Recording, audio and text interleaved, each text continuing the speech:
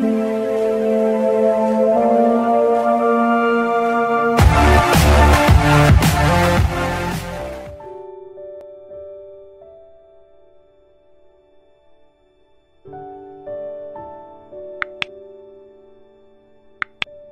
datang di channel ini dan selamat hari Minggu.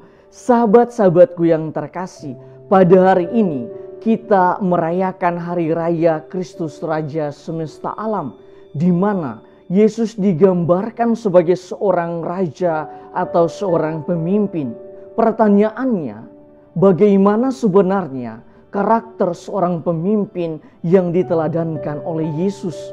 Di dalam bacaan pertama, sesungguhnya apa yang dinubuatkan oleh Nabi Yehezkiel tentang gembala yang baik, semua itu telah digenapi oleh Yesus Kristus.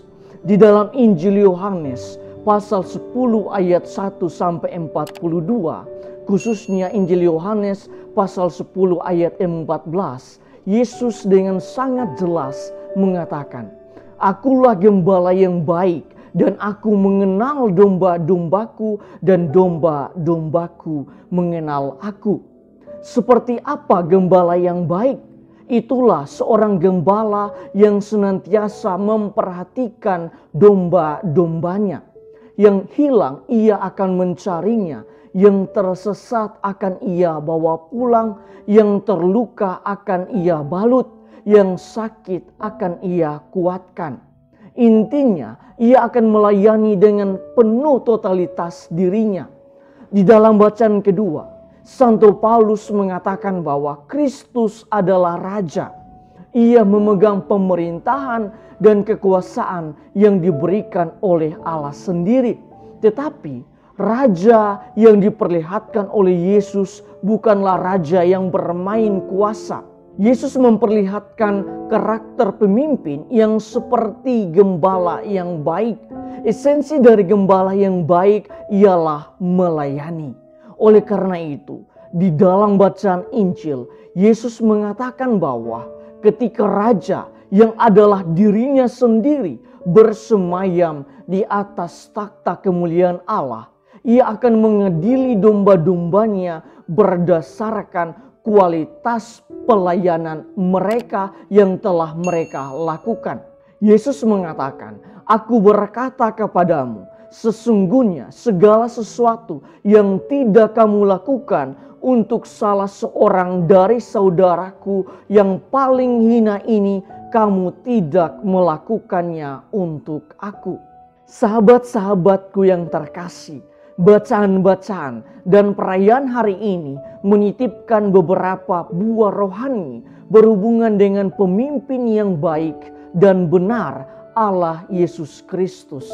Pertama, totalitas di dalam pelayanan. Artinya, di dalam pelayanan kita harus melayani dengan sepenuh hati, kita harus melayani dengan sepenuh cinta. Kita melayani sebagaimana kita sedang melayani Allah sendiri. Dengan kata lain, ketika kita melayani sesama kita, itu berarti kita sedang melayani Allah sendiri. Dalam arti tertentu, fokus seorang pemimpin atau pelayan bukan lagi pada dirinya, tetapi pada orang-orang yang ia layani. Sehingga konsekuensinya, ia tidak lagi mencari popularitas atau kesombongan diri, tetapi seorang pelayan atau pemimpin harus selalu rendah hati sebagaimana Yesus sendiri yang datang sebagai seorang pemimpin untuk melayani umatnya, bukan untuk dilayani. Kedua, peka dan cinta di dalam pelayanan. Artinya, kualitas kepekaan dan kepedulian seorang pemimpin ditentukan oleh seberapa besar cintanya bagi orang-orang yang dilayani olehnya. Semakin besar cintanya, maka semakin besar pula kepedulian dan perhatiannya bagi mereka. Dan jika ia semakin peduli, maka ia pun akan semakin mengenal mereka. Sehingga dengan demikian, maka ia pun akan semakin menaruh perhatian bagi apa yang dibutuhkan, yang dirasakan dan dialami oleh orang-orang yang ia layani. Hal ini sungguh-sungguh nyata di dalam keluarga. Jika seorang suami semakin mencintai istrinya, maka ia akan semakin peka dan peduli terhadap istrinya.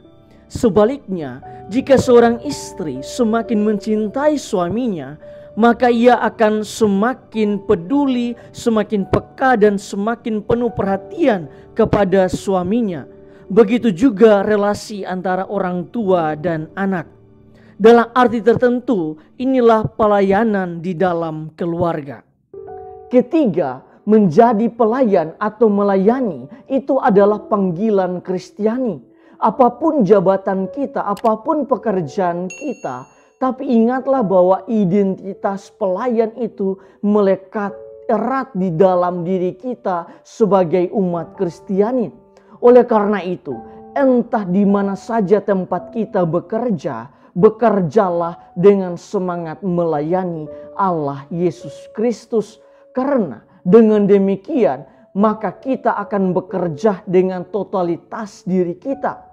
Sebab melayani Allah Yesus itu berarti kita sedang melayani dengan sepenuh hati, melayani dengan sepenuh cinta, melayani seperti kita sedang melayani Allah sendiri. Tuhan memberkati kita semua.